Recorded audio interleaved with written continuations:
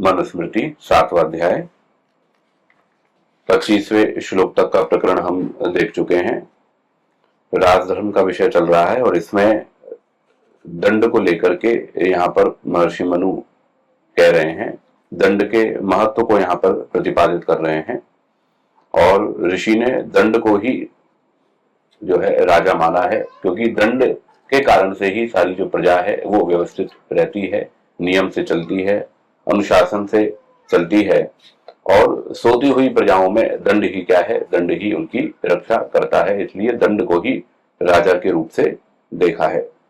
और ये भी कहा कि जहां पर दंड भयंकर होता है वहां पर जो अपराधी हैं वो अपराधी अपनी दुष्ट प्रवृत्तियों की ओर आगे नहीं बढ़ पाते।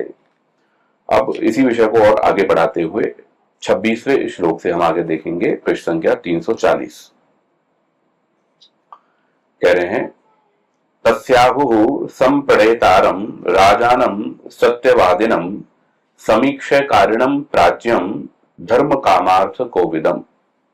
कह रहे हैं तस्य संप्रणेतारं राजानं आहुः, वो जो दंड है उस दंड के प्रयोग करने वाले राजा और राजपुरुष में जो गुण होने चाहिए उनको कहते हैं।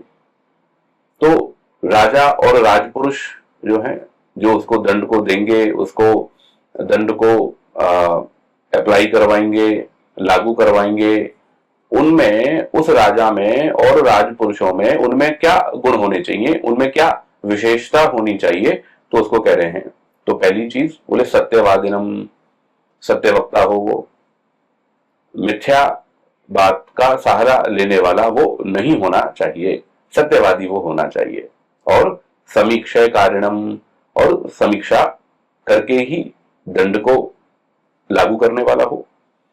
जो हमने पहले भी देखा था कि देश, काल, शक्ति और विद्या, इन चार चीजों पर, मतलब शास्त्र के अनुसार दंड का विधान करने वाला राजा होना चाहिए। और प्राज्ञम, दंड विधान का ज्ञाता वो हो, विद्वान वो होना चाहिए, उसका विशेषज्ञ वो होना चाहिए। और धर्म काम अर्थ कोविदम, धर्म अर्थ काम कोविदम कहते हैं जानने वाला। तो धर्म अर्थ और काम को जो जानने वाला है, धर्म को भी अच्छी प्रकार से जो समझता हो, धर्म के तत्व को भी जो अच्छी प्रकार से समझता हो, अर्थ यानी कि साधन संसाधन, तो अर्थ की व्यवस्था, इन सब विषयों को भी वो समझता हो। और काम, कामनाओं की जो पूर्ति है, वो कामनाओं की पूर्ति किस प्रकार से हो, तो धर्म पूर्वक साधनों का अर्जन और उन साधनों का अपनी कामनाओं की पूर्ति के लिए उनका उपभोग। तो जो धर्म, अर्थ और काम, इन तीनों के स्वरूप को, उनके साधनों को, उनकी प्राप्ति को जो ठीक प्रकार से जो जानने वाला हो, वो क्या हो, वो राजा और राजपुरुष होना चाहिए। तो राजपुरुष कैसा हो, जो सत्यवादी हो, जो अच्छी प्रकार से विचार करके दंड देने वाला हो, और जो दंड के विधान का ज्ञाता हो, और धर्म अर्थ काम को अच्छी प्रकार से जानने वाला हो, वही क्या है, वही राजा होने के योग्य है। महर्षि दयानंद जी इसमें संस्कार विधि में कह रहे हैं, उस दंड को अच्छे प्रकार चलाने हारे उस राजा को कहते हैं कि, तो दंड को अच्छी प्रकार से चलाने वाला जो राजा है वो कैसा होना चाहिए, उसके लिए तो कह रहे हैं जो सत्यवादी हो, विचार ही करके कार्य का कर्ता, कार्य को करने वाला हो, विद्वान हो, धर्म काम और अर्थ, धर्म अर्थ और काम इनको यथावत जानने वाला वो होना चाहिए, धर्म अर्थ काम को जानने वाला वो हो। तो धर्म के स्वरूप को जानने वाला। तो इसलिए प्रारंभ का जो श्लोक था, हमने देखा था प्रारंभ के श्लोकों में इस अध्याय के में कि राजा कैसा होना चाहिए, वो गुरुकुलीय पद्धति से पूर्ण रूप से शिक्षित दीक्षित होना चाहिए। पूर्ण रूप से वो धर्म अर्थ के विषयों को, धर्म अर्थ काम मोक्ष, इन सब के विषयों का वो ज्ञाता होना चाहिए, विद्वान होना चाहिए, सब शास्त्रों का पढ़ा हुआ होना चाहिए। विशेष रूप से राजनीति में वो कुशल होना चाहिए, युद्ध कला में वो प्रवीण होना चाहिए। लेकिन इन सब विषयों का भी हो जाता हो कि जिससे कि वो ठीक प्रकार से निर्णय कर सके। अब आप देखेंगे कि इसमें धर्म अर्थ और काम को क्यों कहा? धर्म अर्थ काम को इसलिए कहा क्योंकि व्यक्ति किस किस प्रकार से अपराध करता है, वो अर्थ और काम को जानने वाला व्यक्ति ही ठीक प्रकार से समझ सकता है। जो अर्थ को नहीं समझता हो, अर्थ के प्रकार को नहीं समझता हो, उसके प्राप्ति के उपायों को नहीं समझता हो, कामनाओं को नहीं समझता हो, कामनाओं का उपभोग किस प्रकार से किया जा सकता है, कितने प्रकार से किया जा सकता है, कैसे कैसे व्यक्ति करता है, क्या क्या उसमें त्रुटियां हैं, धर्म पूर्वक कैसे है, अधर्म पूर्वक कैसे है, तो जो इन सब विषयों को जो समझेगा फिर वहां पर वो सही और गलत का वहां पर आकलन कर सकता है, निश्चय कर सकता है और तदनुसार वो दंड को भी दे सकता है। आगे 27वें श्लोक में कह रहे हैं, तम राजा प्रणयन सम्यक त्रिवर्गेणाभिवर्धते कामात्मा विषमः क्षुद्रो दंडेनैव निहन्यते। कह रहे हैं तम सम्यक प्रणयन राजा, तम मतलब उसी दंड को, दंड के विषय का ही प्रकरण चल रहा है, अधिकरण जो है वो दंड का ही है, तो दंड को सम्यक प्रणयन राजा, दंड का ठीक प्रकार से प्रयोग करने वाला, ठीक प्रकार से उसका उपयोग करने वाला, ठीक प्रकार से उसको चलाने वाला जो राजा है वो राजा कह रहे हैं त्रिवर्गेण अभिवर्धते, वो 3 प्रकार से बढ़ता है।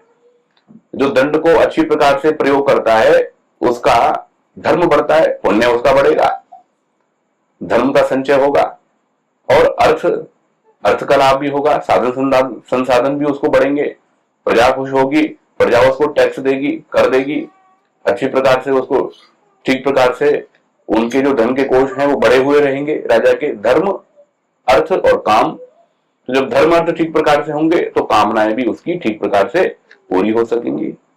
तो धर्म अर्थ काम ये तीनों ही जो हैं वो अच्छी प्रकार से बढ़ते हैं, अभिवर्धते। और काम आत्मा विषमः, और जो कैसा है, जो बस केवल कामनाओं में ही संलिप्त रहता है, मतलब विषय भोग में ही जो लिप्त रहता है, उसको राजकाज से मतलब नहीं है, राजकीय कार्यों में संलिप्त नहीं रहता है, प्रजा का हित उसको निहित नहीं है, वहां वो समय नहीं लगाता है, वहां वो श्रम नहीं करता है, उसके बारे में नहीं सोचता है। किसके बारे में सोचता है? बस अपनी प्रसन्नता के बारे में सोचता है, अपने सुख के बारे में सोचता है। तो वो कैसा है? काम आत्मा, बस अपने सुख का भोगी जो है वो बोले विषमः। और ऐसा व्यक्ति जो है विषम प्रकार से जो है वो दंड को देता है। किसी ने कम अपराध किया है तो ज्यादा दे दिया, ज्यादा किया तो कम दे दिया। तो इस तरह से विषमता के साथ में वो क्या करता है, वहां पर अन्याय करता है, किसी के साथ में न्याय कर दिया और किसी के साथ में अन्याय कर दिया। और क्षुद्र, जो संकीर्ण विचारधारा वाला है, जो क्षुद्र विचार वाला है, मतलब उसके विचार के अंदर व्यापकता नहीं है, उसके विचार के अंदर समृद्धि नहीं है, तो ऐसा जो व्यक्ति है कह रहे हैं दंडेन एव निहन्यते, ऐसा जो राजा है वो उसी दंड से, जिस दंड का विधान वो दूसरों के लिए कर रहा है, जिस दंड को वो दूसरों को दे करके उस अपराध को छुड़ाने के लिए यत्नशील है, लेकिन चूंकि वो दंड का गलत उपयोग कर रहा है, इसलिए वही दंड, गलत प्रकार से उपयोग किया हुआ वो दंड, वही दंड क्या करता है, उस राजा को निहन्यते, उसको हन्यते, उसको अच्छी प्रकार से क्या कर देता है, उसका नाश कर देता है, पूर्ण रूप से, निशेष रूप से उसका नाश कर देता है।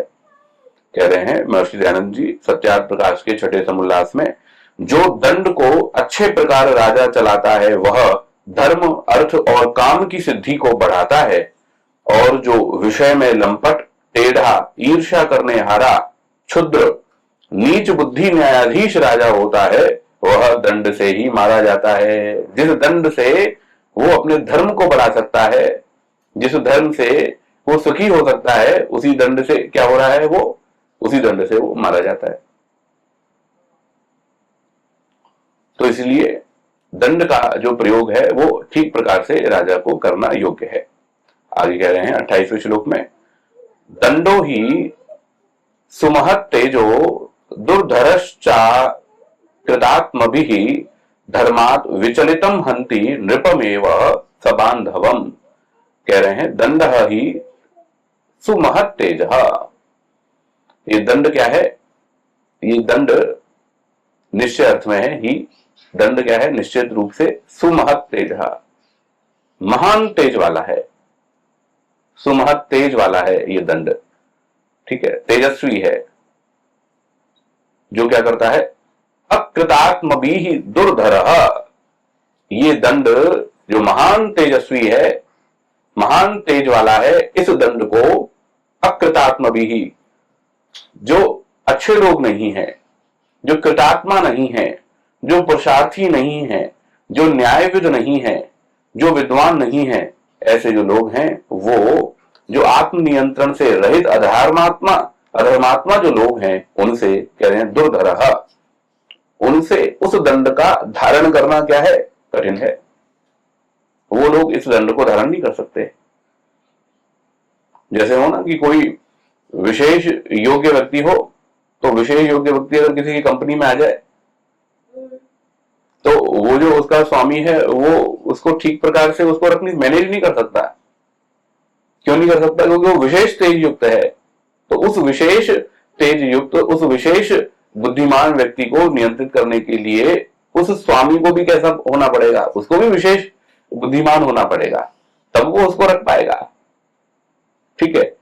और कह रहे हैं धर्माद विचलितम नृपम, इस धर्म से विचलितम नृपम, इस धर्म से विचलित होने वाला जो राजा है, इस धर्म कौन सा? न्याय, दंड। तो दंड के धर्म से जो विचलित होने वाला राजा है, अर्थात दंड के धर्म को जो छोड़ने वाला राजा है, उस राजा को कह रहे हैं सबांधवम एव हंति। यही दंड क्या करता है? बंधुओं सहित, पूरे कुल के सहित उसको क्या कर देता है? उसका नाश कर देता है, क्योंकि ठीक प्रकार से प्रयोग नहीं कर रहा है। तो वही दंड क्या करता है? वही दंड प्रजा में असंतोष उत्पन्न करता है। प्रजा में उत्पन्न हुआ असंतोष उसको उसके पद से गिराता है, उसको उसके ऐश्वर्य से गिराता है, उसको उसके यश से गिराता है, और ज्यादा गड़बड़ करेगा तो फिर वो उसके जीवन से भी उसको गिरा देता है। महर्षि दयानंद जी कह रहे हैं छठे समोल्लास में, दंड बड़ा तेजोमय है, उसको अविद्वान धर्मात्मा धारण नहीं कर सकता, तब वह दंड धर्म से रहित राजा ही का नाश कर देता है। राजा का ही नाश कर देता है वो दंड। 29वां श्लोक कह रहे हैं ततो दुर्गम च राष्ट्रम च लोकम च सचराचरम अंतरिक्ष गतांशैव मुनीन देवांश पीड़येत्। कह रहे हैं ततः उसके बाद वह दंड दुर्गम राष्ट्रम च सचराचरम लोकम, दुर्ग को, राष्ट्र को, और चराचरम लोकम, सारे चराचर लोक को, और अंतरिक्ष गतान मुनीन, और अंतरिक्ष में जो रह रहे जो मुनि हैं और देवता हैं उनको पीड़येत, नष्ट कर देता है। तो इसको हम अभी विचारणीय श्रेणी के अंदर रख रहे हैं। 30वां श्लोक देखते हैं। कह रहे हैं सो सहायेन मूढ़ेन लुब्धेन कृत बुद्धिना न शक्यो न्यायतो नेतुम सक्तेन विषयेषु च। कह रहे हैं सह वह दंड विधान असहायेन उत्तम सहायकों परामर्शदाताओं से विहीन राजा से। भी राजा ऐसा है कि जिसके पास में अच्छे कोई ऐसे सहयोगी नहीं है जिसको अच्छी सलाह दे सकें। आप देखेंगे कि कोई व्यक्ति है निर्णय ले रहा है, यदि उसके पास में कोई ऐसा अच्छा सहयोगी हो जो उसको अच्छी सलाह दे दे, भाई ये काम ऐसे कर लेना चाहिए, ये काम ऐसे हो जाना चाहिए, ऐसा करेंगे तो इसमें ज्यादा अच्छा होगा, तो क्या हो जाता है? उसकी उन्नति होती चली जाती है, राजा की, प्रजा की, परिवार की, समाज की, संगठन की। तो कह रहे हैं ऐसा राजा जो कैसा है, जो कि अच्छे सहायकों से, अच्छे सलाहकारों से क्या है? रहित है। और आगे कह रहे हैं मूढ़ है ना, जो कि मूढ़ से, मूढ़ कहते हैं, मूढ़ व्यक्ति होता है जो मतलब तमोगुणी जो है, जिसमें विवेक अविवेक का बिल्कुल भी भान नहीं है, सही क्या है गलत क्या है उसका कोई बोध नहीं है, ऐसा जो व्यक्ति है। तो मूर्ख से, और लुब्धेना, बहुत लोभी लालची है, ऐसे व्यक्ति से, अकृत बुद्धिना, कृत बुद्धि नहीं है। कृत बुद्धि का मतलब हो गया कि ऐसी बुद्धि जो शास्त्र से क्या हो चुकी है, जो कुशल हो चुकी है, जो शास्त्र से व्यवहार से जिसने अपनी बुद्धि को क्या कर दिया है, अच्छी प्रकार से ट्रेंड कर दिया है, उससे जो रहित है वो क्या है, वो अकृत बुद्धि वाला है। और विषयेषु सक्तेन, और जो विषयों में सक्त है, रक्त है, आसक्त है, ऐसा जो राजा है, उस राजा से कह रहे हैं क्या होगा, न्यायतः नेतुम न शक्यः। ऐसा जो राजा है, उस राजा से न्याय जो है वो न्याय होने में समर्थ नहीं। सह, इसे ऐसे जोड़ेंगे, ऊपर सबसे पहले जो पद है सह, सह न्यायतः नेतुम न शक्यः, वो जो दंड विधान है, वो दंड विधान ऐसे राजा से, इन प्रकार के, इस प्रकार के राजा से वो दंड विधान न्याय पूर्वक चलने के योग्य नहीं है। तो कैसा राजा है, जिसके पास में अच्छे सहयोगी नहीं है, अच्छे सलाहकार नहीं है, एडवाइजर उसके पास में नहीं है, जो कैसा है, जो मूड है, जिसको ज्ञान नहीं है, जो लोभी है, जो विषयों में फंसा हुआ है, जिसकी बुद्धि ट्रेंड नहीं हुई है शास्त्रों से और व्यवहार से, अच्छे लोगों की संगति से, जिसने अपनी बुद्धि को परिष्कृत नहीं किया हुआ, ऐसा जो राजा है, उस राजा से जो इतने महान तेजस्वी जो दंड है, उस महान तेजस्वी दंड को नहीं चलाया जा सकता, वो उससे नहीं चल सकता। महर्षि दयानंद जी कह रहे हैं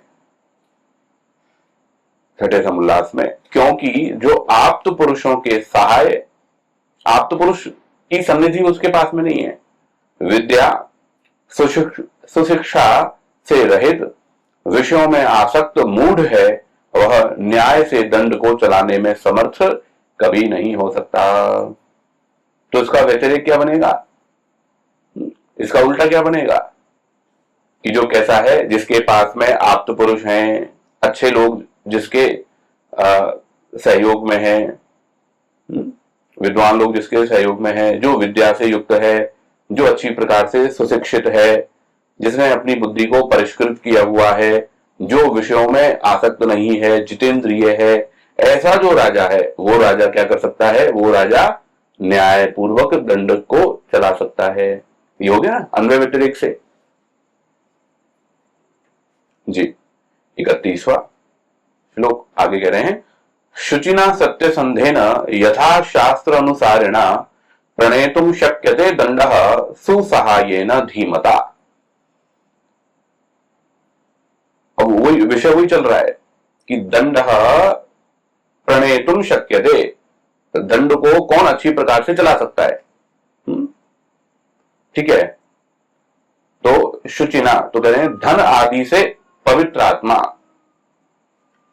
जो शुचिता से रहता है, धन के संबंध में जिसमें लिप्सा नहीं है, जो इधर उधर नहीं करता है, धन के विषय में जो बिल्कुल शुद्ध है, पवित्र है।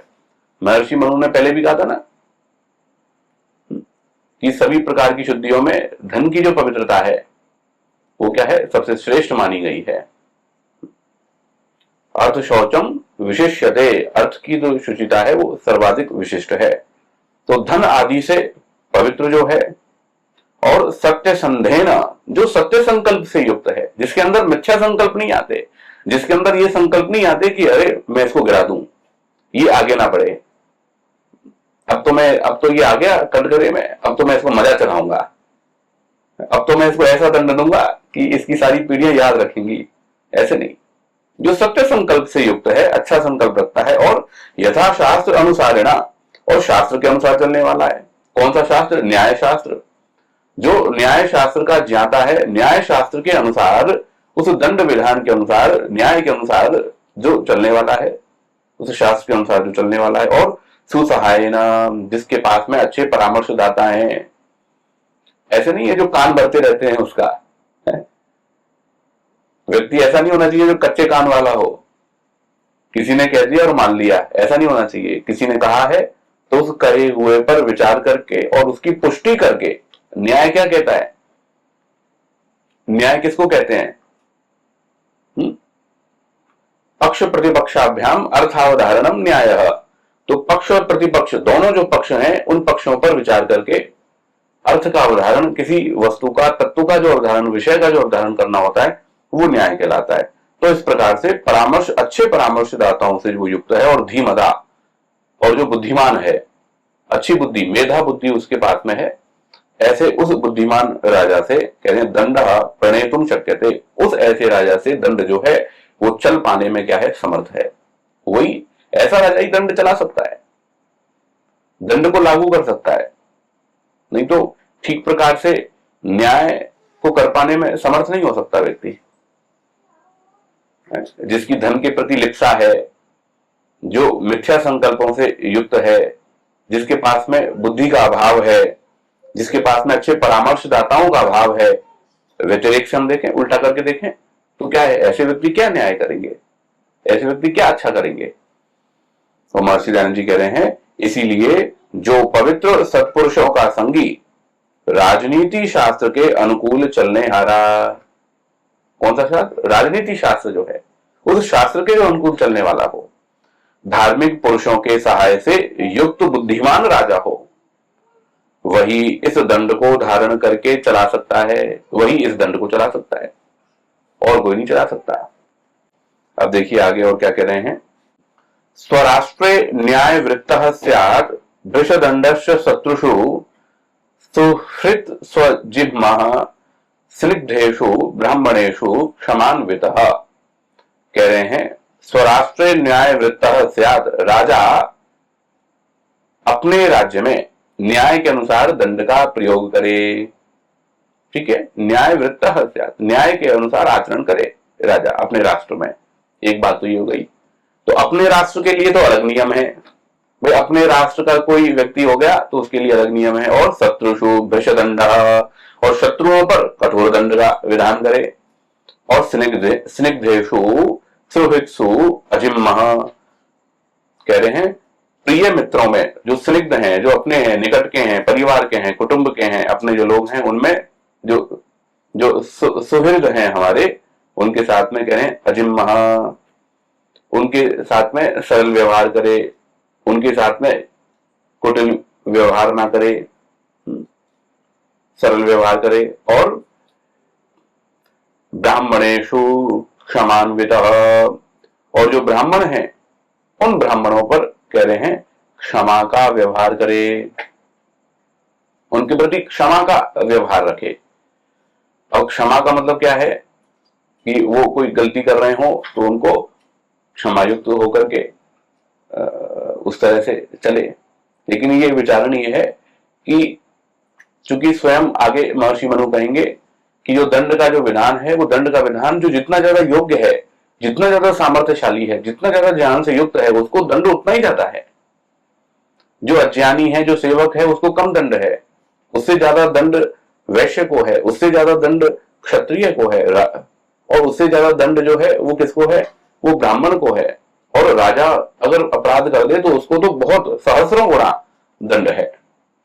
तो अब यहां पर जो कह रहे हैं कि ब्राह्मणों पर क्षमा का व्यवहार रखे। ठीक है, तो अब इसमें क्षमा का क्या स्वरूप होगा, ये विचारणीय विषय होगा। वही स्वराष्ट्रे न्याय वृत्तः स्यात्, अपने राष्ट्र में तो न्याय के अनुसार वर्ते।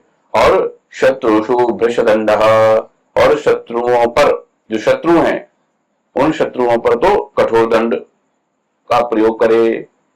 और अपने स्निग्धों पर, अपने मित्रों पर, अपने लोगों पर सरल व्यवहार करे।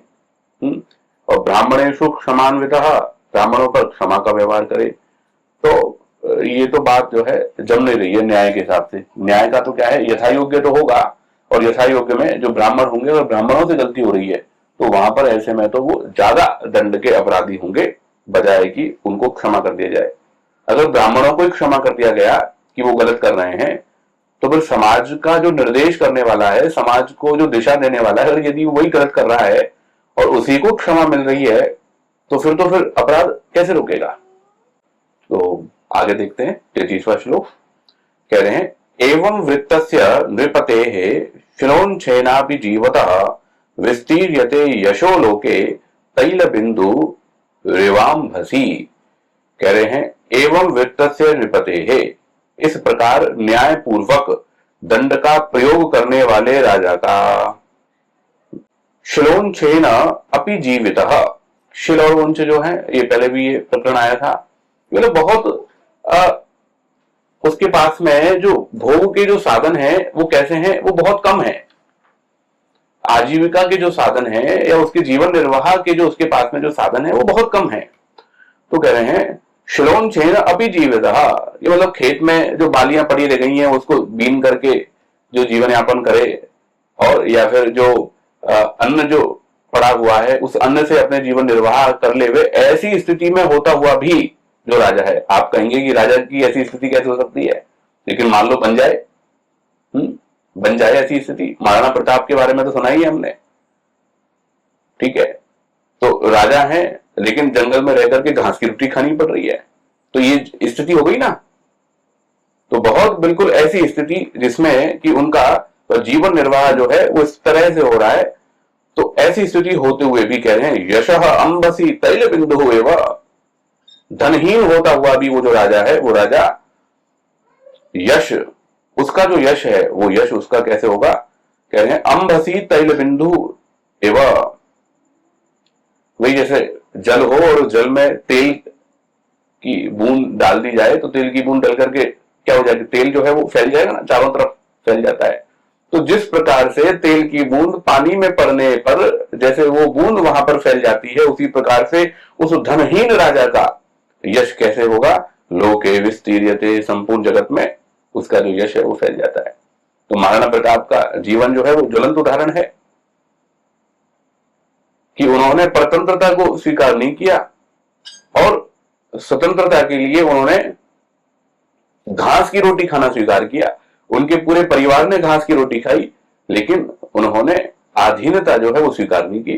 तो ऐसी विपरीत परिस्थिति में होता हुआ भी राजा यदि वहां वो कार्य कर रहा है तो उसका जो यश है, उसका यश बहुत अच्छी प्रकार से सारे जगत में, संसार में उसका यश जो है वो फैलता है।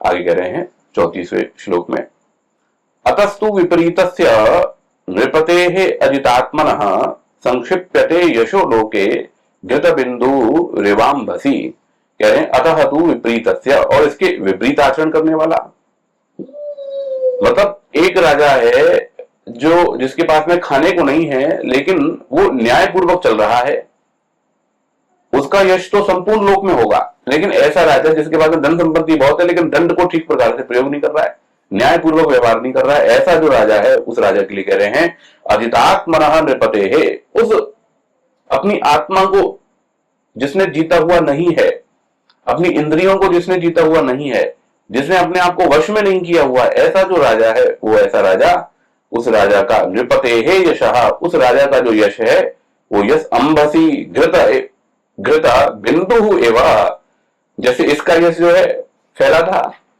अंबसी तैल बिंदु एवं, जैसे जल में तेल के बिंदु के समान इसका यश फैला था, तो इसका यश कैसे होगा, तो अंबसी घृत बिंदु एवं, वो जल में पड़े घी के बिंदु के समान क्या हो जाएगा, लोके संक्षिप्यते, लोक में गर्भ कम हो जाता है, होगा कि नहीं होगा, घट जाएगा नहीं घट जाएगा, अरे ये तो कैसा है, अरे ये तो कैसे करता है, अरे ये तो कैसे करता है, बिना सोचे समझे निर्णय वो करते हैं, ठीक है, अब ये कर दिया, अब वो कर दिया, अब ये मिसाइल दाग दी, अब ये दाग दिया, वो दाग दिया, अब ये कर दिया, वो कर दिया, और फिर जब दूसरे ने, जब भारत ने जब ब्रह्मोस मिसाइल लॉन्च की तो फिर क्या हुआ, फिर घुटने पे टिक गए, घुटने पर आ गए, S-400 का प्रयोग किया तो घुटने पर आ गए, और फिर कहना पड़ रहा है कि भाई जो है समझौता कर लेते हैं, जो है अब भारत शांति के लिए अब आगे बढ़े, हम जो है युद्ध का विराम चाहते हैं। तो ये क्या है, अब यश इसका बढ़ गया या कम हो गया, पाकिस्तान के आकाओं का यश बढ़ गया क्या, घटा है, वे हर तरीके से अपनी फजीती करवा ली, मतलब अपनी जो सेना है उस सेना का मनोबल गिरवा लिया, अपनी जो सेना है उस सेना के जवानों की हानि कर दी, अपना जो इंफ्रास्ट्रक्चर है उसकी हानि कर ली, राजा है जिसने किया है, उनके प्रधानमंत्री, उसकी जो प्रजा है उस प्रजा का मनोबल गिर गया, उसके वोट भी कम हो गए, प्रजा का उस राजा के प्रति भी विश्वास कम हो गया, इंटरनेशनल स्तर पर देखेंगे तो अंतर्राष्ट्रीय स्तर पर भी उसकी छवि क्या है, बिगड़ गई और सबके सामने पूरे अंतर्राष्ट्रीय स्तर पर नंगा हो गया कि यार ये तो ऐसा व्यक्ति है, ये तो ऐसा राष्ट्र है, ये तो ऐसे करता है। और जो उसकी सेना है वो किसके इशारे पर चल रही है, वो भी सारे सबको स्पष्ट हो गया। तो ऐसे में क्या हो गया, यश क्या हो गया, उसका गिर गया। और एक जो नियमित रूप से और संयमित रूप से जो कर रहा है, दंड दे रहा है, न्याय कर रहा है, तो उसका क्या है, उसकी धाक जम गई। भारत की जो है पूरे अंतर्राष्ट्रीय स्तर पर उसने लोहा मनवा दिया ना इस बात से, जिस तरह से उसने व्यवहार किया है, तो उससे क्या हुआ है, उसकी विजय हुई है। उसने अपना लोहा मनवाया है कि भाई अब हमसे टक्कर लेना ठीक नहीं है। ठीक है, आगे देखते हैं 35वें श्लोक में कह रहे हैं, स्वे स्वे धर्मे निविष्टानाम सर्वेषाम अनुपूर्वशः वर्णानाम आश्रमानाम च राजा श्रेष्ठो अभिरक्षिता। कह रहे हैं स्वे स्वे धर्मे निविष्टानाम, अपने अपने धर्मों में जो संलग्न हैं ऐसे उनके, अनुपूर्वशः सर्वेषाम वर्णानाम च आश्रमाणाम, तो अनुपूर्वशः मतलब क्रमशः, सर्वेषाम वर्णानाम आश्रमाणाम, सारे वर्ण और आश्रम जो हैं उनके। ठीक है, स्वे स्वे धर्मे निविष्टानाम सर्वेषाम अनुपूर्वशः वर्णानाम आश्रमाणाम च राजा श्रेष्ठो अभिरक्षिता। तो राजा की जो सृष्टि हुई है, राजा को जो नियुक्त किया गया है, राजा को जो बनाया गया है, वो किस लिए बनाया गया है कि राजा के बनाने के कारण से क्या हो जाए, जो अपने अपने धर्मों में जो संलग्न है, जो वर्णाश्रम धर्म है और उन वर्णाश्रम धर्मों का प्रजा पालन कर रही है, उनका पालन ठीक प्रकार से होता रहे, वहां पर किसी को कोई रुकावट ना हो, वहां पर किसी को कोई कष्ट ना हो, किसी के ऊपर कोई अन्याय नहीं हो, जबरदस्ती किसी के ऊपर हमला नहीं हो, जबरदस्ती किसी का शोषण नहीं हो, किसी के ऊपर अत्याचार नहीं हो, किसी के साथ में दुराचार नहीं हो, किसी के धन की हानि ना हो। इन सब चीजों को नियंत्रित करने के लिए क्या है, राजा की जो सृष्टि है वो की गई। तो देखिए क्या कह रहे हैं, अपने अपने धर्मों में संलग्न क्रमशः चारों वर्णों और आश्रमों के रक्षक के रूप में राजा को बनाया है। इनका रक्षक कौन है, वो कहा था ना, मोदी को जाकर के बता देना। ठीक है, तो मोदी ने क्या कहा, ठीक है अब हमें पता लग गया, अब देखो। तो क्या है भाई, मोदी को बता देना मतलब पूरे राष्ट्र के वो क्या हो गए, राष्ट्र के एक तरीके से पालन करता है ना, राष्ट्र का दायित्व उनके ऊपर है। तो राष्ट्र का दायित्व है तो वो क्या हो गए, रक्षक हो गए। उन्हीं के ऊपर आरोप जाएगा कि आपने वहां पर व्यवस्था क्यों नहीं की, आपने वहां पर सुरक्षा क्यों नहीं दी, वो उन आतताइयों को उसी समय पर ढेर क्यों नहीं किया गया, किसके ऊपर आरोप जाएगा भाई, शासक के ऊपर तो आरोप होगा, जो सबसे जो मुखिया है उसके ऊपर ही तो आरोप आएगा। घर परिवार में भी कुछ गलत होगा तो किसके ऊपर जाएगा, भाई तुम क्या कर रहे थे, तुम सबसे बड़े थे, तुमने वहां पर क्यों नहीं एक्शन लिया, तो वो है। तो राजा को क्या बनाया है, राजा को रक्षक बनाया, अर्थात राजा के पद पर आसीन व्यक्ति का कर्तव्य है कि वह सब वर्णस्थ और आश्रमस्थ व्यक्तियों को उनके धर्मों में प्रवृत्त रखे, जो पालन कर रहे हैं वो करते रहें, इस प्रकार की व्यवस्था करे, और जो पालन नहीं कर रहे हैं वो पालन करें उन धर्मों का, इस प्रकार से वो उनको वहां पर दंड का विधान करे, नियम में रखे और उनकी सुरक्षा करे। समाज को धर्म अर्थात नियम व्यवस्था में चलाने के लिए, उसकी सुरक्षा के लिए ही राजा और राज्य की संकल्पना होती है। तो राजा क्यों बनाया जा रहा है, राज्य जो है क्यों स्थापित किए जा रहे हैं, ये सारी जो व्यवस्था है राजधर्म की क्यों की जा रही है, कि जिससे कि प्रजा जो है, उद्देश्य क्या है, उद्देश्य वही है कि जो प्रजा है वो प्रजा अपने वर्णाश्रम धर्मों का पालन ठीक प्रकार से कर सके। जिसको साधना करनी है, जो सन्यासी है वो सन्यास धर्म का पालन कर सके, जो वानप्रस्थी है वो वानप्रस्थ धर्म का पालन कर सके, गृहस्थी गृहस्थ धर्म का पालन कर सके, ब्राह्मण अपने ब्राह्मण धर्म का पालन कर सके, क्षत्रिय जो है वो क्षत्रिय धर्म का पालन कर सके, व्यापारी जो है वो ठीक प्रकार से धर्म पूर्वक, तो धर्म पूर्वक ये सारी आश्रमों की व्यवस्था, वर्णों की व्यवस्था समुचित रूप से चल सके। इसलिए क्या है, इसलिए वहां पर दंड के विधान की जरूरत है। और आगे जब ये विषय चलेगा और कहेंगे तो यहां पर राजा को की जो नियुक्ति है और राजधर्म की जो बात है वो इसलिए है, शासन की बात इसलिए है जिससे कि मुख्य उद्देश्य क्या है? मुख्य उद्देश्य है वर्णाश्रम धर्मों को पालन करवाना। और उसका भी उद्देश्य क्या है? उसका भी उद्देश्य ये है, क्यों? क्योंकि वर्णाश्रम धर्मों के पालन करने से जो प्रजा है वो प्रजा सुख से रहती है, उसको प्रजा को आनंद रहता है और वहां प्रजा को कोई भी कष्ट नहीं होता है। तो प्रजा को सुख देना और उसको कष्टों से दूर करना, ये क्या है? ये राजा का उद्देश्य है, राजपुरुषों का उद्देश्य है।